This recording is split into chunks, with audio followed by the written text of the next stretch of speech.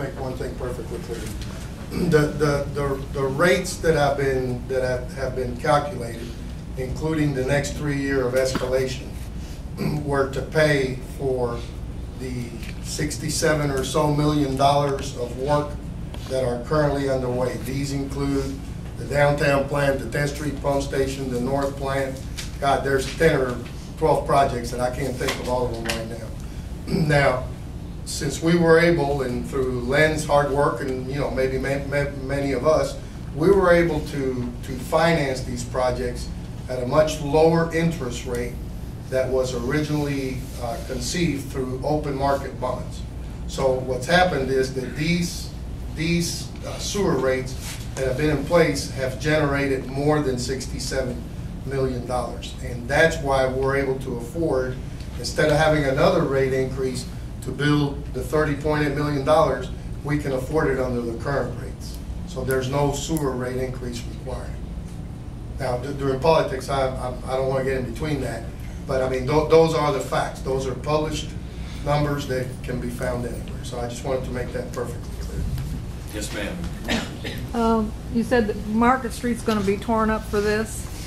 How far? How long? All at once. Yeah, this is the second time because we already fixed Market Street one time, actually under Dale's administration. But we need to figure out what side of the road we need to be in. And excuse me, right now I envision it will probably be on one side or another of the center line. It would probably be on the river side because that's where we got to pick up these discharges that go into the river.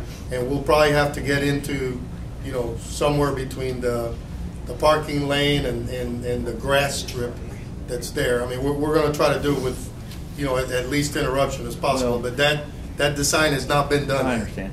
But like a lot of highway programs, I see sometimes when they fix a highway, for example, to take out 20 miles even though they're working on 1 mile. Are we thinking of doing it in sections, as little disruption as possible, or let's disrupt it all at once? And my name is Keith Bryant over the United Consulting, and I might weigh in on that a little bit, but working with Oh, sorry. Keith Bryant with United, and working with Jacoby Toombs, what we would do, once we have a design in place, we would look at exactly that. We would limit the contractors to certain blocks, a block at a time, have it recorded, advertised, reviewed with the public, detour route, signed, posted, and then we would require them to get that up to back to driving condition, construction traffic done before they would move to the next section. So all efforts would be made to minimize the impact. It's not going to reduce, it's not going to take the impact away, but no, it would not be a blanket, go in there, bomb a rack and we'll fix it later. Absolutely not. So I've said this, good words there, Keith. I've said this before in this room for other projects. Again, if anybody stands up here and says, "Oh, it'll be fine. It ain't gonna be a mess. There ain't gonna be dust," run them out of town. It's gonna be a mess. That's understandable. It's gonna be okay. Yeah, you're not going to put a 6 to 12 foot pipe in the ground and not have a mess, but we can limit what they have open and how they interfere with traffic to segments. So. Yeah, Joe. I have a question about a lot of things. This is so complicated. It is. And it would take a Philadelphia lawyer to figure it out. And then it's twice as hard for me. So I'm asking, first of all, these ponds, they have a tendency to leak. So do we line it? Do we put clay in there? What do we do? And how do we clean it without screwing up the lining and all that? Don't answer. Okay, how do we convey stormwater, all the discharge that's going to be now coming into these streams? Is it going to be piping? Is it going to be open ditch? And when it gets to the berm down there, the levee, what do we have to do to get that water over the levee? Can we keep up with that volume? Those are all very, very legitimate questions. Let me see if I can take them one at a time. We are going to pipe it. I mean, once it gets into the pond, there's already a pipe that we constructed as part of the storm sewer that conveys that storm water from the detention area into the 96 or into the Cane Run outfall. So that is going to be, that is how it's going to be. It's going to be piped. The ponding area, and I know that we've got some consultants here that are working for the flood control district, that you guys can ask them some questions after the public meeting. But one of our issues is the flood control pump station at both Cane Run and actually Mill Creek.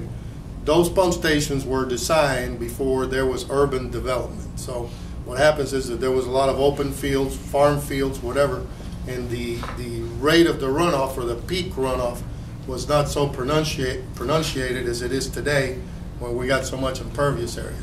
So that pump station that's been in place since it was built in 1941 maybe, because the flood was in 37, it took the Corps several years to build the flood control works. That pump station that's there obviously cannot keep up with the amount of runoff that is being put into its ponding area. So there are plans underway to enlarge the capacity of that pump station, actually put in another flood control pump station at that location to be able to lessen the amount of backwater that is seen in both Clarksville and in Jeffersonville. So we're only as good as that pump? Well, it works twofold. When the river is not at flood stage, it goes underneath the earthen levee through a big pipe or a couple of big pipes, gravity culverts. So that controls the amount of flow. During dry weather flow, there's no problem. When the river is purged or at flood stage, those get shut off so that the river doesn't come into the protected area of the flood protection works, and then the pump station comes on. And that's when the issue is that the pump station that's there now, what, Lynn, is it 19 MGD? Maybe David? Yeah, 18, 19 MGD is very small, and it needs to be enlarged so that the pond level is controlled and kept at a acceptable level. And Again, pipe, very the complicated. existing pipe will move that volume of water. The existing pipe, the gravity pipe, when there's no river flood, moves it without any problem. It's when you shut off the gates and you got to depend on the flood control pump station. That's when the problem But exists. I mean the pipe from the lake out into the creek, the piping that's already there. Right. Has that been sized accordingly? Yeah, Or do we have to add more pipe? Well, that's another very good question, because we were looking at, if you continue to add water going into Cane Run, you need more piping. But we have reduced the amount of water that's going into that pipe by 35%. About 33%. By 33%, so there's going to be less water going into that pipe so that it can handle it. During that pipe surcharges, or it gets filled with water depending on the river elevation. When that happens, we have a problem. Everybody does. I mean, the Jeffersonville and Clarksville. During normal non-surcharge conditions of that culvert, there is no problem. It just flows straight through. Yes, sir. Ben, did you have something? Is the additional pumping station on Cane Run part of this project, or how's that? No, being done? that is a flood control project. Scott?